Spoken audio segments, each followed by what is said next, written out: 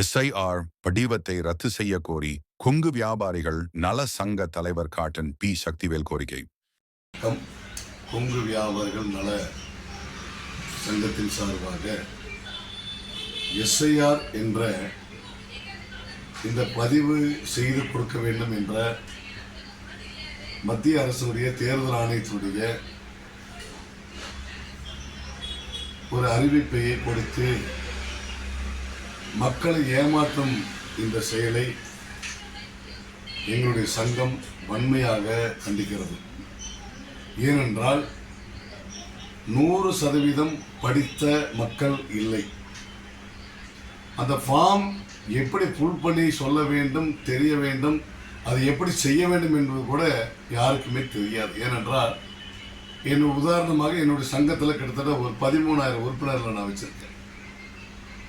அவங்க எல்லாம் சாலையோர வியாபாரிகள் கிட்டத்தட்ட ஒரு 1,500 பேர் இருக்கிறாங்க.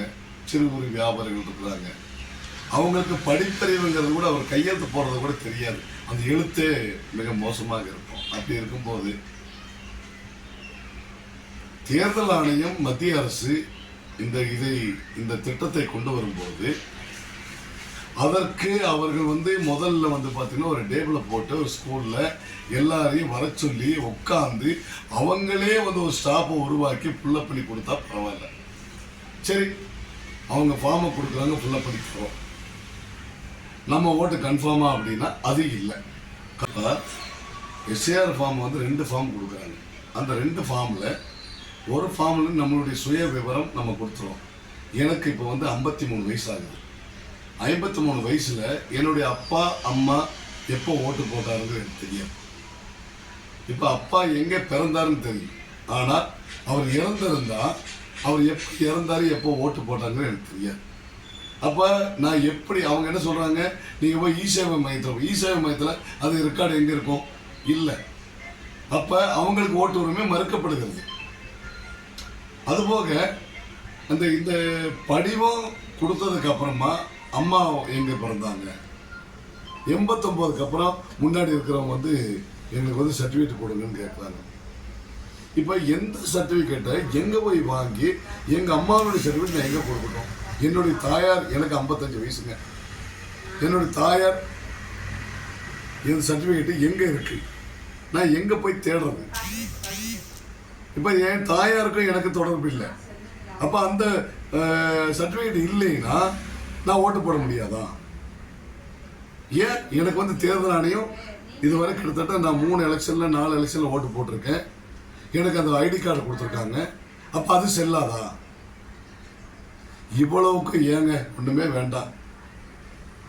உதாரணத்துக்கு 89 அம்மா எப்போ எங்கே பிறந்தது, 89 எங்கள் அம்மா எங்கே ஓட்டு போட்டுச்சு, 92 அவங்க அப்பா எங்கே ஓட்டு போட்டார், 2002 நீ எப்போ ஓட்டு போட்ட, இந்த தெளிவு 25 வருஷத்துக்கு முன்னாடி எனக்கு எப்படி தெரியும்? நான் இந்த புள்ளி வரத்தை நான் யார்கிட்ட போய் கேட்க, எங்கே எடுக்க? ஆகவே இது பொதுமக்களை குழப்புகின்ற செயல். வருகின்ற தேர்தலில் கிட்டத்தட்ட ஒரு 30-40% ஓட்டுக்களை, ஏன்னா எல்லாரும் திருப்பி இதுக்கு ஓட்டு போடணும், இந்த ஃபார்மை வாங்கணுக்காக போகல. எல்லாரும் அவங்கவுங்களுக்கு இன்னைக்கு டெய்லி போனால் தான் அவங்க வாழ்வாதாரம்.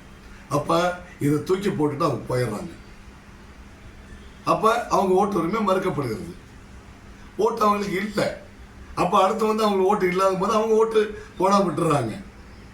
ஆனால் இது ஜனநாயகத்தினுடைய படுகொலை, ஜனநாயக படுகொலை. நிச்சயமா ஒரு ப்ராப்பரா ஒரு எலெக்ஷன் கமிஷன், ஒரு தேர்தல் ஆணையம் இதை நீங்கள் தெளிவாக நீங்கள் ஃப்ரீயாக இருக்கிறப்ப ஏன் இவ்வளவு நாள் எங்கே போனீங்க? அடுத்த 4 மாதத்துக்கு எலெக்ஷன் இருக்கும்போது இதை பண்ணணுமா? ஒரு போடுங்க, ஒரு அதிகாரி போடுங்க, உட்கார வைங்க, ஒவ்வொரு வாக்காளர் செக் பண்ணுங்க. அதை விட்டுட்டு நீங்கள் திடீர்னு ஒரு 30 நாளுக்குள்ள இதை போடுங்கன்னு சொன்னால், எந்த இ-சேவை மையத்தில் எங்கள் அப்பா ரெக்கார்டு எந்த இ-சேவை மையத்தில் இருக்குது? சொல்லுங்கய்யா, நீங்களே சொல்லுங்கய்யா. நான் உங்களுடைய பார்வைக்கே விட்டுறேன். எங்கள் அப்பா ரெக்கார்டு நீங்களே எடுத்து கொடுங்க. எங்கள் அப்பா எங்கே ஓட்டு போட்டாருன்னு நான் போய் தேடணும்.